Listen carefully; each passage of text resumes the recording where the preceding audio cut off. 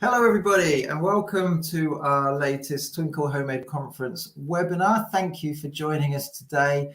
Our webinar today is called Home Ed and Exams, and it was very noticeable when we first launched our lineup for this conference that this webinar immediately attracted lots of interest, and it felt like something that some of you out there need a little bit of help with. I am also in that situation. I am Alastair, Home Ed Manager here at Twinkle. Our eldest is 15. We're looking at entering him into exams later on this year and next year. And so we're very much in need of information too. So I am delighted to introduce to you two very special guests this morning. We have here Katie and Rosie, mother and daughter, who are both able to offer us some very valuable insights into the exam process. So Katie is a trustee with the Home Education Qualification Association. Did I get that right, Katie? Yeah, that's it. Brilliant. Well, hello, and thank you very much for joining us. And Rosie is a home educated learner and veteran of 5 GCSE passes already. Did I get that right, Rosie? 4. Oh, 4. Okay, More, four. Soon to be more though, because she is sitting another slew of exams in the summer. So thank you very much, both of you, for joining us. What we've done with this webinar is we put the call out for questions to our members who have not disappointed. And so we have assembled a list of the most pressing and pertinent questions that people have about exams and home ed entry and so on. So what we'd like to do is just use the format where I ask a question and you answer them, if that works for you. Yep, sounds good. Fantastic. So without further ado, we're going to jump straight in with our very first question. And some of these questions are they're almost sort of batched because they have things in common. And so what might happen is in the course of their answers, Katie or Rosie might cover some of the other questions. So we'll just try and soak up the knowledge they've got and adjust as we need to as we go on. So I guess the first set of questions are a little bit about logistics and how to do it and what to do and so on. So we'll jump into those. So the first question we have, Katie, and do feel free to jump in at any point, Rosie, although we do have some questions a little bit more specifically aimed at you later on in the webinar. So the first one is, how do you find exam centres which offer external candidate options? So your top resource is going to be other home educators who've kind of done it a few years before and know what's around, because not every exam centre has to offer it to private candidates. It's up to them whether they do or not. So sometimes you'll find there's some private centres that are set up just for offering exams to home educators. Sometimes you'll find there's sort of tutorial centres that will let the home educators come and sit there even if they haven't gone through their tutor service. Sometimes you'll find there's some schools that are open to home educators, but it varies where you are. So the first thing to do is to ask people close to you in your areas. There is also a brilliant resource called the Home Ed Exams Wiki. So I think we'll drop the link in the chat. Yes. So we'll be doing that throughout. When Katie mentions something useful, our moderator will pop that link in the comments. So you should have everything you need to dive off in different directions at a time that suits you. Yeah, sorry, go on. Yeah, and that's the wiki that's been created by home educators over the years. So it relies on people putting information into there. But one of the things it's got is exam centres, where people have used one recently. They can put the links in there. So that's a good place to look if you don't know anywhere local. There's also a list. So there's an organisation called JCQ, which is all of the main exam boards. linked together, and they do a list as well of centres which are usually more schools that have said they'll support private candidates. So that's another place you can look. With all of these lists, it can vary year on year. So just because they were doing it a few years ago, or they do it for some exams but not others, so you can't sort of take that as gospel. You do have to go and ask them and check for exactly what you're thinking of sitting. And it's worth doing that probably about a year before you want to sit the exams, maybe even early if you're doing access arrangements, just so that you know what's there. You may not completely confirm it then, but that's a good time frame to know that what you're going to be able to do. And you will be able to sit somewhere. It's just whether it's somewhere local or whether you have to travel a bit further away. And the costs can be different as well. So it is worth just asking around and trying to find out what those options are. Sure. And I think that's like quite a key piece of advice, isn't it, around that time scale, you know, starting a year in advance, because that might not be something that, you know, you would necessarily anticipate being necessary. And I remember when I first asked you that question, being quite taken aback by the answer as well, and having to mentally recalculate some things quite quickly. So yeah, that's really good advice. And in terms of for timescales, in terms of final confirmations, there's a date. So for summer exams, there's a date in about February, which is where they call it the late fees date. So normally you would put entries in by then. You can still put entries in later, but it starts to cost more the closer up to the exams you get.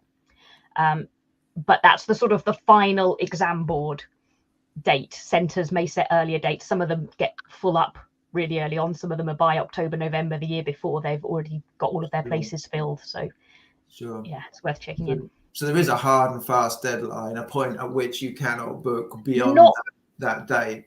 Well, exam centres might set one. Technically, there isn't. Technically, if you've got a paper there on the day of the exam, you can. It just costs more and more the closer up you get. But that's obviously up to an exam centre to do that, and most won't be happy to.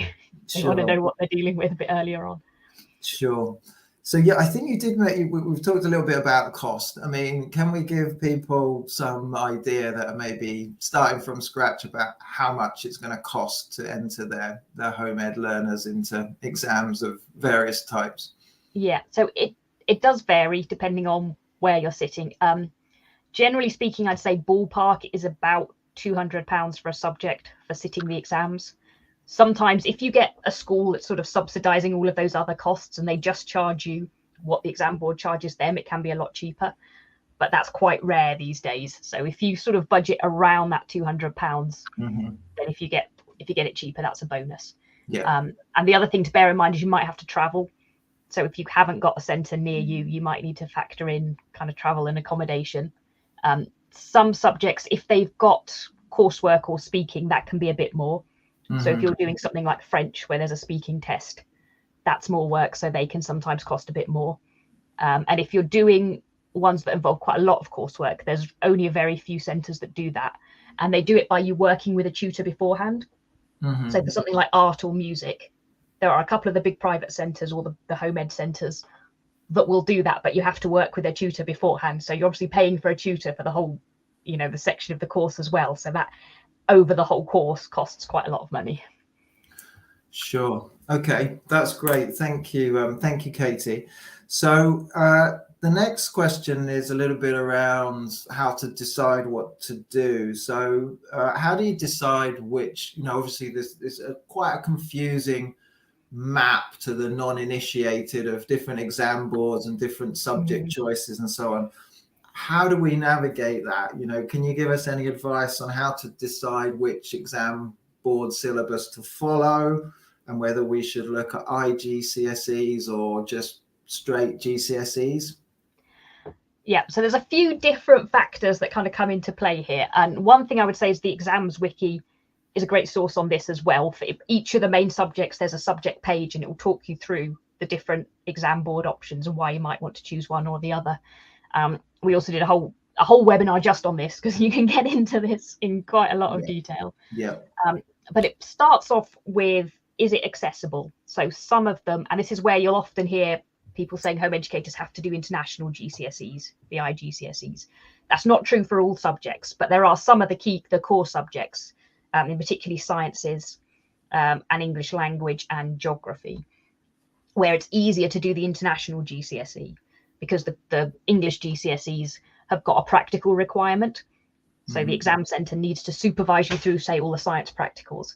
And obviously that's really hard for them to do if you're not in their classes.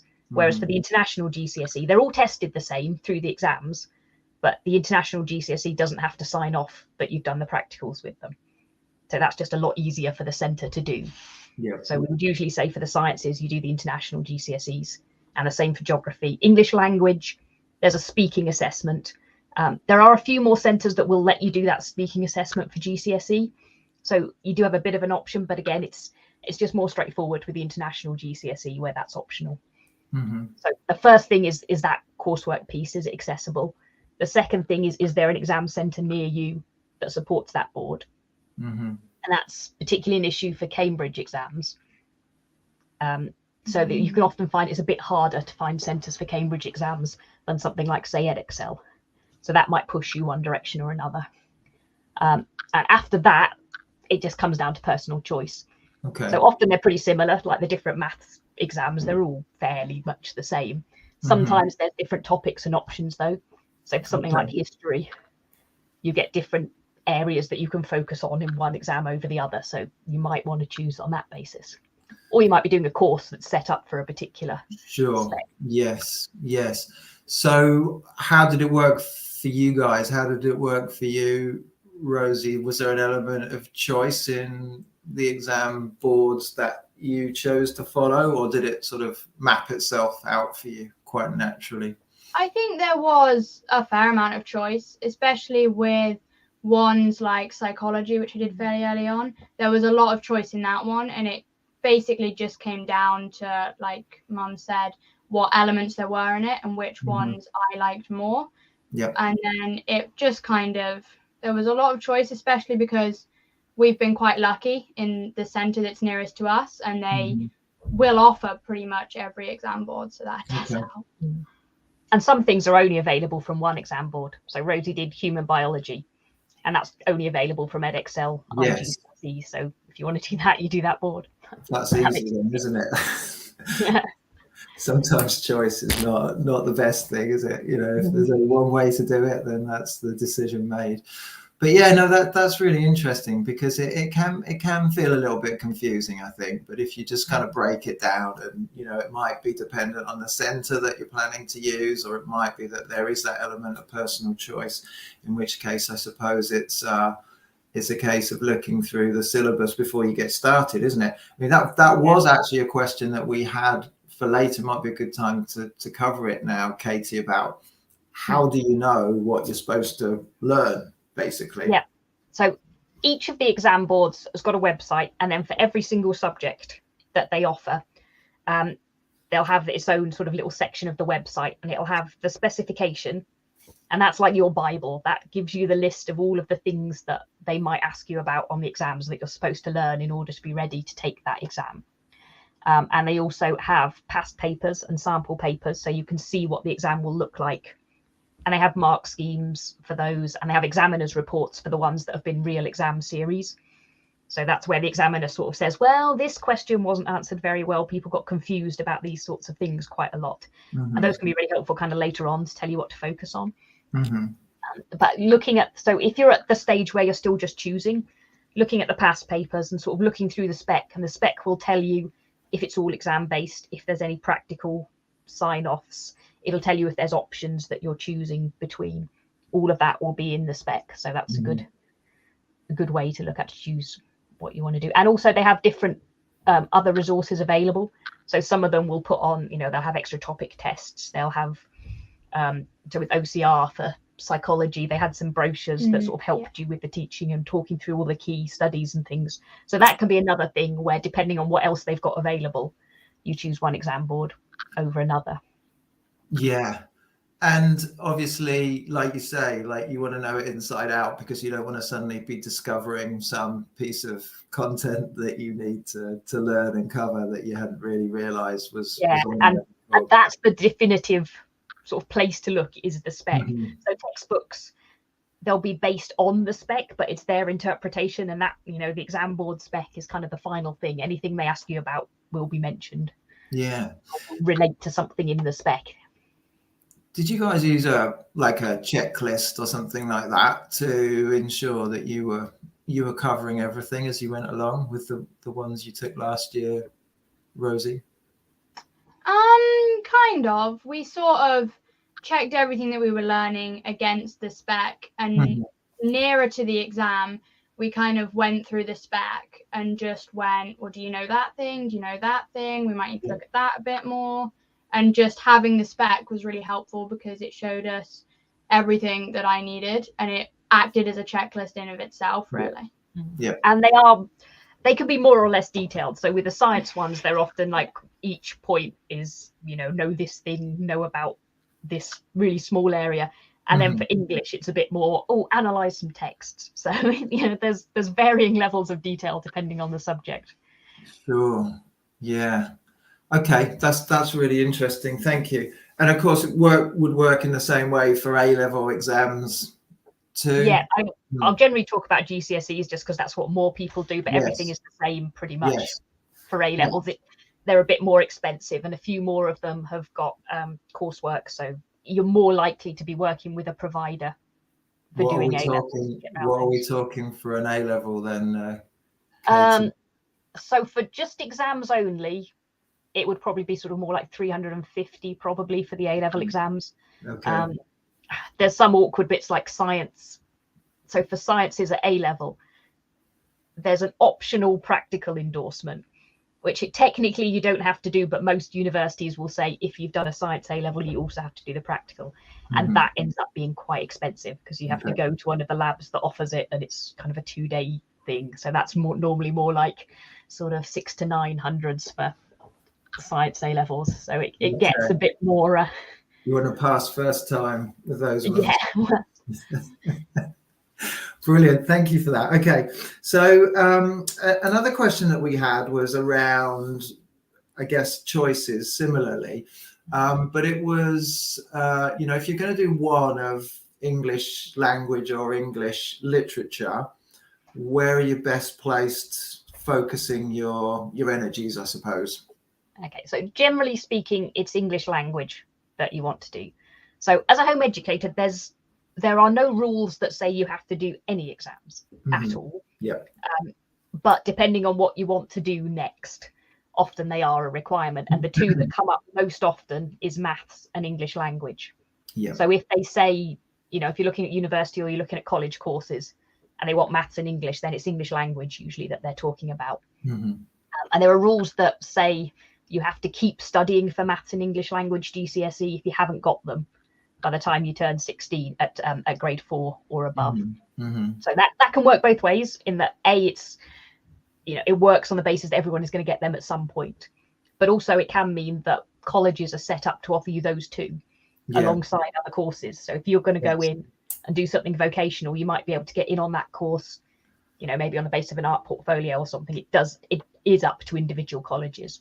But there is that option to go in at a lower level and do the maths and English language GCSE alongside, but often not any other GCSEs. Sure. And that's a great point about the freedom. So you can do none or all of them. How do you know, any idea how many subjects are offered at GCSE? It's dozens. It's sort of there's kind of about 40 to 60, and some of them are variations on a theme. I think between Rosie and her older sister, they'll have done 15 GCSEs by the end of the year, and that's 13 different subjects. There's only 2 that they've overlapped on. Wow, that's probably not the most helpful for you if you're facilitating it, is it? It's a lot to get your head around, certainly.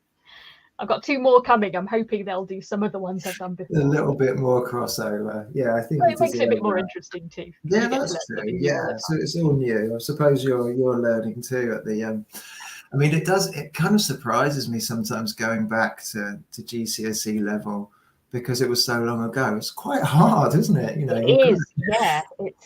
It's not an easy tick box thing. There's lots I've learned. Even in the subject I did my degree in, I look back and I had to brush up a bit to get through the GCSE. Well, I mean, I'm doing helping my son a little bit. I mean, he's doing most of it, but with his GCSE physics, he's kind of on year 1 of a sort of 2-year home study course, and that is, I don't remember it being like that. Yeah, I'm sure they are harder, more advanced now than they were when I did them. I mean, there's a lot of formulas going on in what we're covering on that course. But yeah, it's interesting.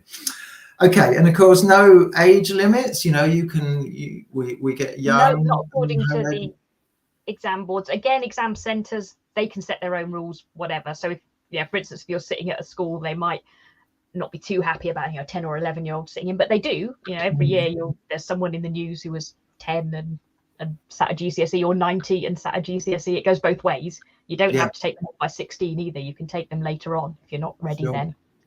The only thing I think I'd say, if you're looking at a younger child going in for GCSEs, is that it's not just about knowing the content. It's also about, that whole exam experience. Going into an exam hall, sitting really quietly and concentrating for 2 hours, and being surrounded by lots of, older children. So it's are they ready for that whole thing, rather than just can they answer the questions? There can be more to it than that.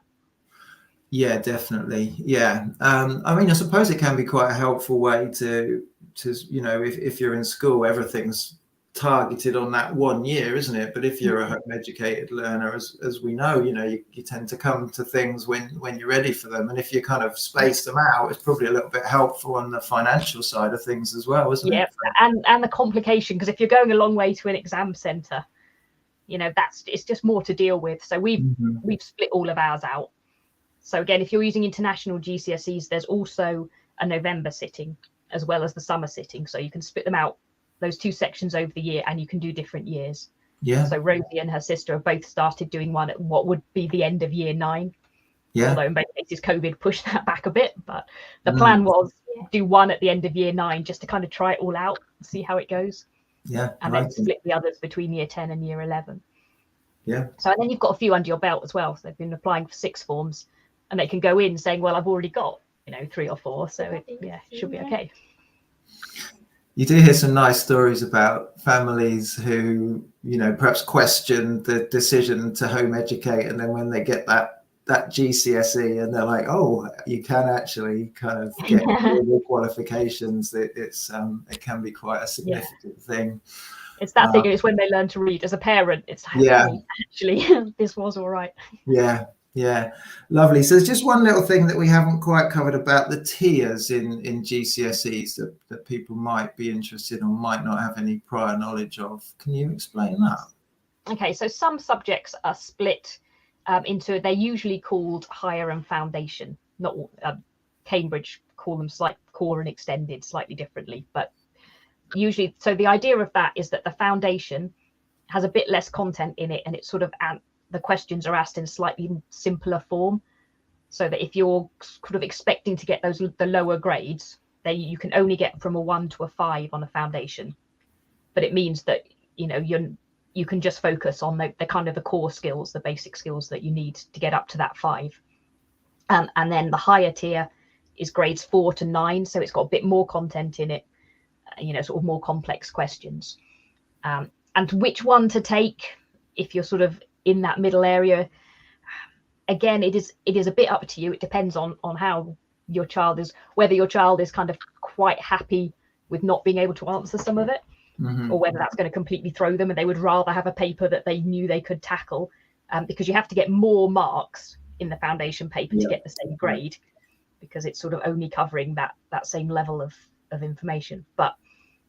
And you don't need to get as many, so you could, but you do have to face a paper that you can't do a lot of. So it's personal choice, and you can always look at both past papers, try both of them, see how it goes. When you get a bit nearer on, you need to decide that. Again, that's sort of 4 to 5 months beforehand. Okay. Yeah, that's interesting.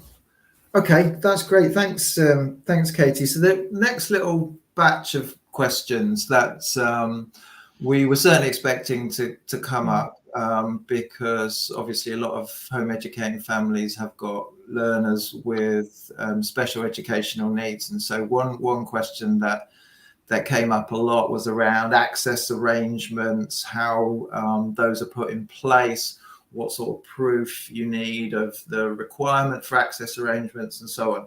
So are you able to speak a little bit about that for us?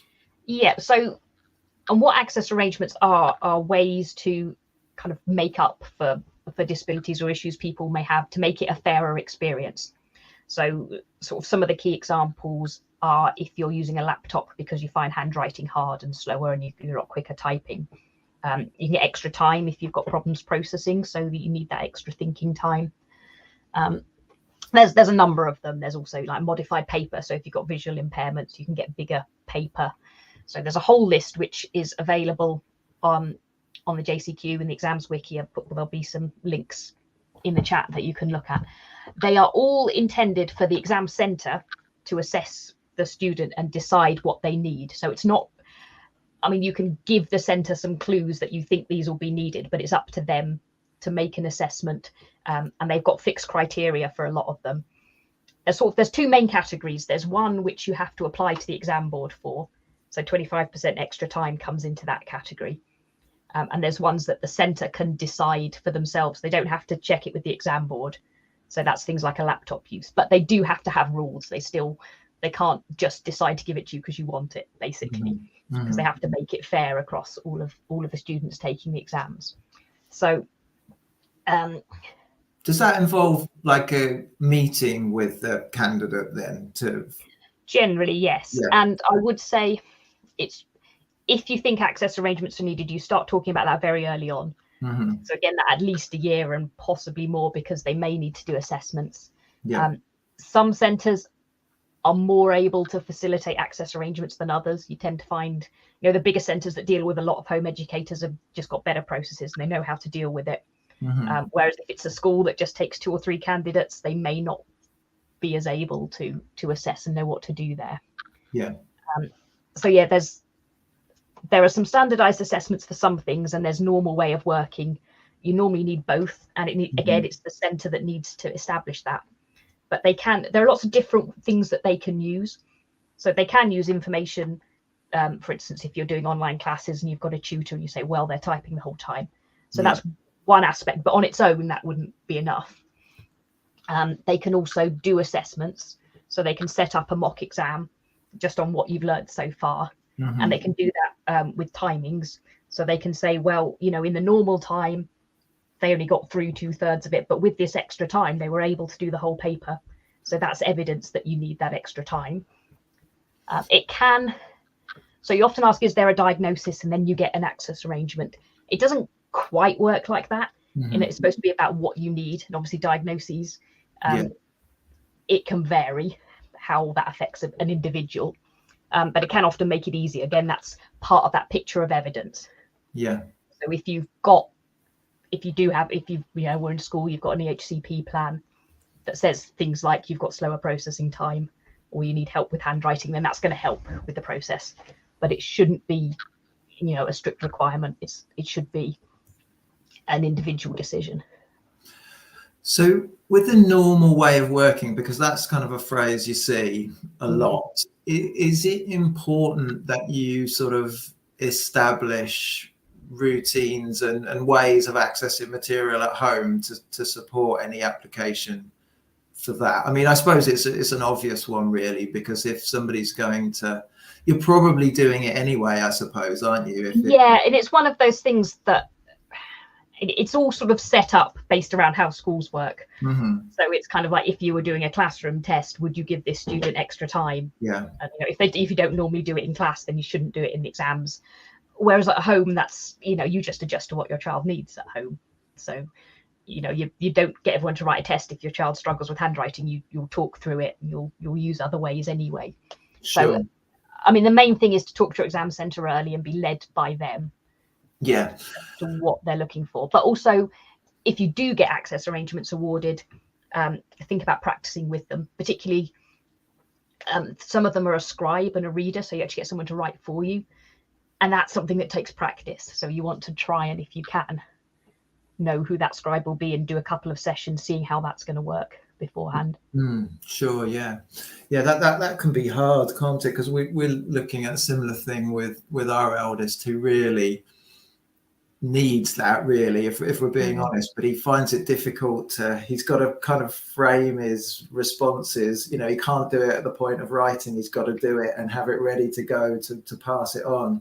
which he Yeah, deals with and his it's processing anyway, and it introduces an extra layer of complexity. yeah, it is difficult, and it's, you know, there's only so many things on offer. There's only sort of so many things they can make up for. So with something like that, I mean, that's where something like 25% extra time would perhaps give you, if you need that extra thinking time to sort it out.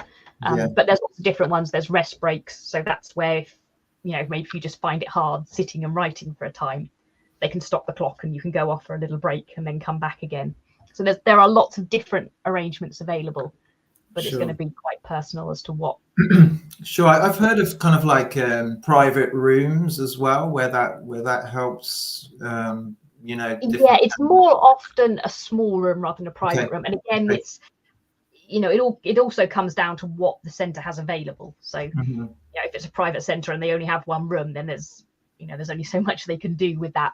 But often you'll find with private centres, it is a quieter environment anyway, and sometimes you can find that just going and visiting it beforehand, if it's kind of an anxiety issue, there may be other things that you can do that will help have that same effect, sort of get used to it and know where you're going to sit and what's going to happen.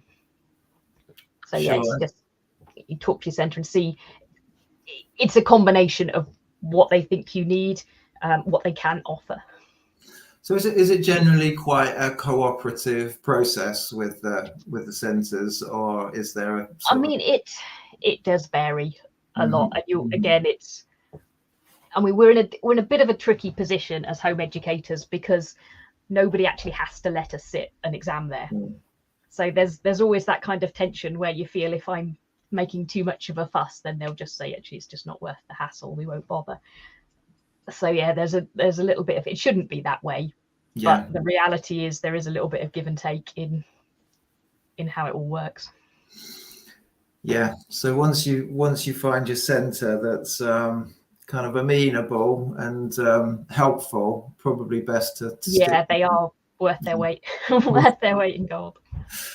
Good stuff. It sounded expensive when you were talking about kind of meeting the candidate, you know, to look into access arrangements. Do you have to pay more for an entry where that's an issue? In theory, you shouldn't have to pay anything extra for exams. So that, you know, that's under equalities law, is you shouldn't be paying extra because you're disabled. Sort of the flip side of that is that it does cost the centre more, and there isn't anybody that supports that. They don't get any government funding. So again, you do hear they shouldn't be charging. You do hear sometimes that it's sort of put in as extra costs, and then you have to do a mock. But again, that comes down to asking around and finding out which centres you know, are able to support that.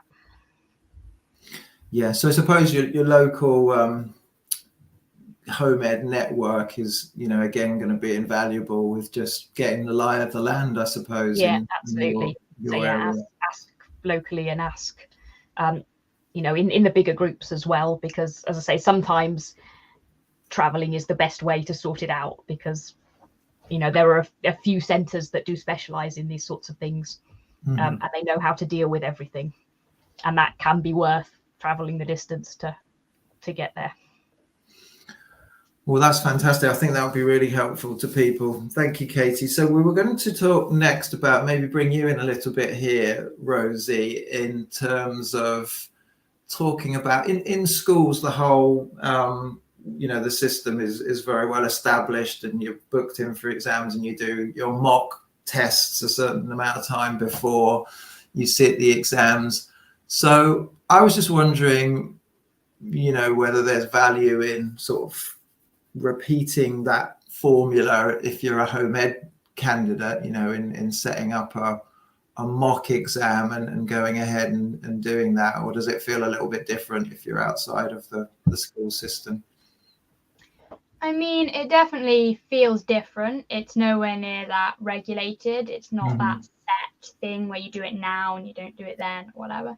But doing the mock and having that mock experience is really helpful, because it helps you with your working to time, and it also helps just familiarizing yourself with the exam paper, and just knowing how they're going to ask the questions, and being able to work to that time and knowing what the time is, because it makes it an awful lot less stressful in the exam if you sat there in a very quiet room with like your exam paper in front of you already, and you know that you can do this in a time because you've done it before. So that just really helps make it less stressful on the day. Because I was just going to say, you can use exam papers. You know, you don't have to just use them as sitting down and doing it to time and doing it as a test. You can use them as sort of practice and that familiarization. So you can start off not caring about the time, but just answering a question or just doing sections of it at a time and build up to doing it all in one go. Sure. And I think that's a really good point about past papers, because they're so readily available, aren't they? And generally, correct me if I'm wrong, because I don't want to say something that's not true, but mark schemes in terms of there's a question that you might get this many marks for, and then there's a question that you might get this many marks for, particularly in English, tend to follow the same pattern, don't they, year after year? So you can almost you know, split it up and think, well, this is how much time I should be spending on this question. Would you agree with that? Yeah, definitely. On the shorter questions, the formula you tend to work for is a mark a minute. Okay. So for a 3-mark question, you don't want to be spending 10 minutes on it. You want to be spending something more like 3 minutes on it. Yeah. For the longer questions, it does change a bit. Like if you're doing a 22-mark question in an English exam, that's probably around 25 minutes, half an hour, something like that. So if the questions get longer, you do want to spend a lot more time on them, just because they're worth that many more marks. Yeah. Yeah. No, that's really helpful. And so did you do like full mocks for each of your exams in preparation last year, Rosie? Yes, I did lots of mocks. I did them as just sitting in a quiet room and doing the mock experience to time. And I also did them just going through the questions. Yeah. In fact, that's what I've spent a lot of this Easter holidays doing as well. Oh, really? Okay. Brilliant. Yeah, that's good. With a few breaks. Nice. Good. And then do you mark them when you've done them? Do you do it in different ways? Do you mark them together? Do you sit and go through the mark scheme? I should imagine that's probably a helpful exercise in and of itself, isn't it? To kind of compare answers to a mark scheme. Yeah, we do a few different things. Often, if it's sort of maths and sciences where it's quite straightforward for the marking, I'll tend to mark them and give the feedback. And then you can also look at mark schemes for, again, particularly kind of the longer ones. It's useful to look at that. The examiner's report or the mark schemes and see what they're looking for. For things like English and history, I find the mark schemes a bit harder to apply there. There's a lot more kind of experience involved. So I will tend to send those off. There's some services that will do marking for you. Sure. I mean, you can also, you know, there'll be tutors that can do it. We use a service called Mark My Papers. We've also used Pearson, who do the Edexcel exams. They've got a new on-screen mock service for some of their subjects. So you can do that as a proper, it's typing on the computer, so it's not quite the same as the exam experience will be for everybody, but it's that then gets sent off to kind of real Edexcel examiners, and they give you back the marks. So for that one, they don't give you any feedback. For Mark My Papers, they'll also give you feedback from the examiners about why you got those marks, which is really helpful. Yeah, that's a really good. It's a really good tip, because having looked at a few of the English ones, they're kind of bands, aren't they? And they're quite broad, and it's quite difficult to call, well, when does it leave one band and enter another? Exactly, yes. When does it come from a coherent to a sustained argument? And I don't really know. And you can learn those if you want to. You could, you know, look, there's lots of different guidance that you can find, and you can learn how to do that yourself. But I find it's easier to just get somebody else to do it. And not all the time, but a couple of times. You can use that to check your own marking to see that you're sort of on track. Or just as that, you know, like the mock experience, to say we'll get one of them marked and just see how that compares to what we thought it was going to be. Yes. And so have you had kind of mixed results on your mocks, Rosie, when you've done them, or is it normally good news? There have been some mixed results, definitely. It's the maths and the science ones that I generally tend to get the lower marks time. Okay. But I did maths, and with lots of work and revision after the initial marks, I did end up doing very well on my maths. So. It goes up, and It does. Yeah. It's a learning Yeah. process, right? Yeah. So you start off getting your lower marks, and then you do more work on it and more revision and everything, and then you do more mocks, and it gets better. yeah, we tend to view sort of take, I don't know, maybe up to 3 or 4 months, depending on how much time we've got, Yeah. and just view it as a process. So you do an exam paper, and then you say, right, okay, what are the things from here we can focus on?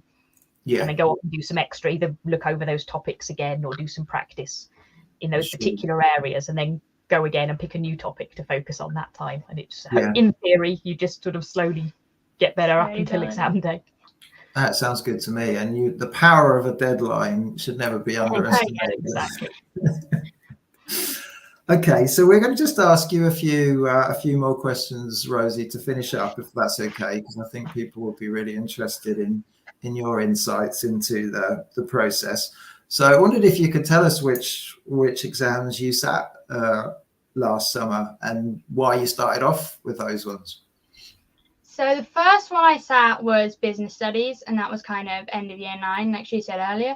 And that one, it was just kind of getting a feel for the exam experience. It was something that I had an interest in, but wasn't one that would probably impact my future like that much. So it was fine if I didn't do super well on that one, and I could always reset, right? And then you're going to be an entrepreneur, I suppose. Exactly. Yeah. And then I did maths, human biology, and psychology.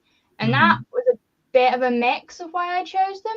Psychology was kind of one that I was just really interested in. So we did that one as a 1-year course just to get it in while I still liked it, I think. Yeah.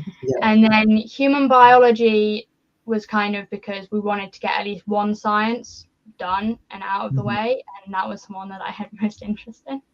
Yep. And then maths was again just kind of getting out of the way. I'd done a lot of work on maths, and I don't super enjoy maths, so it was just kind of like, if we can just be done with that one, that'd be great.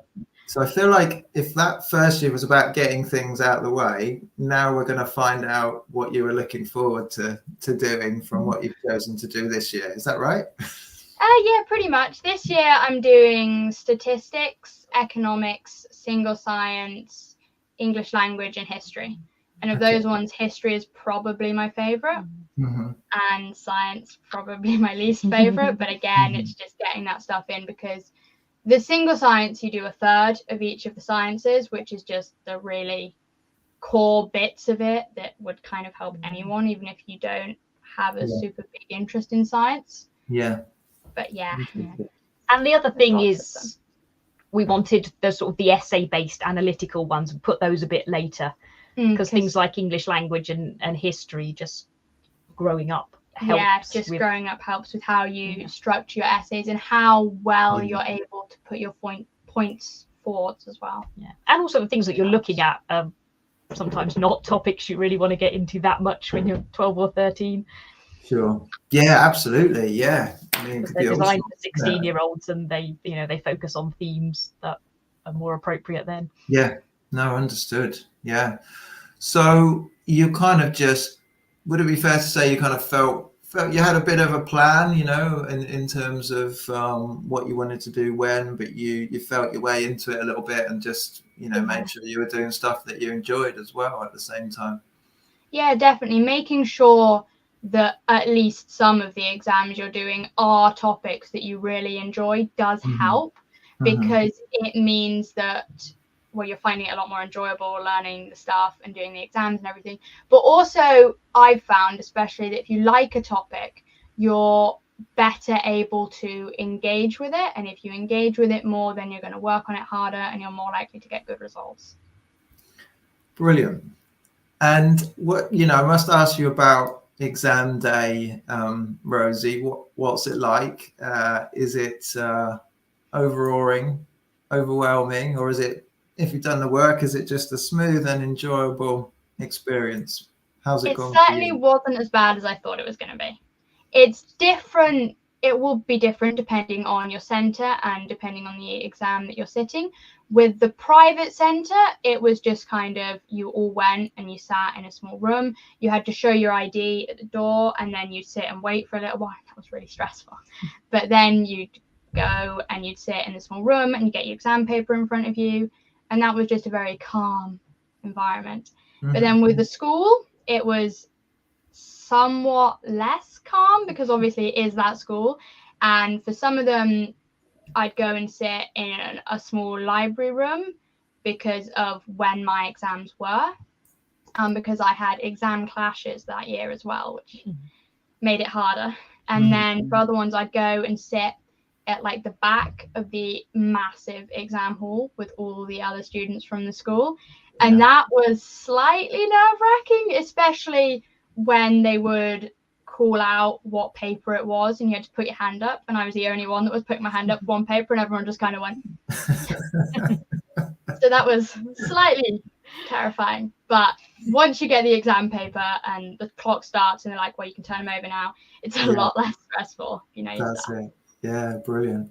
So do you have any words of advice for anybody that might be at the beginning of their formal exam journey, or anybody that might be, you know, studying to take exams this year?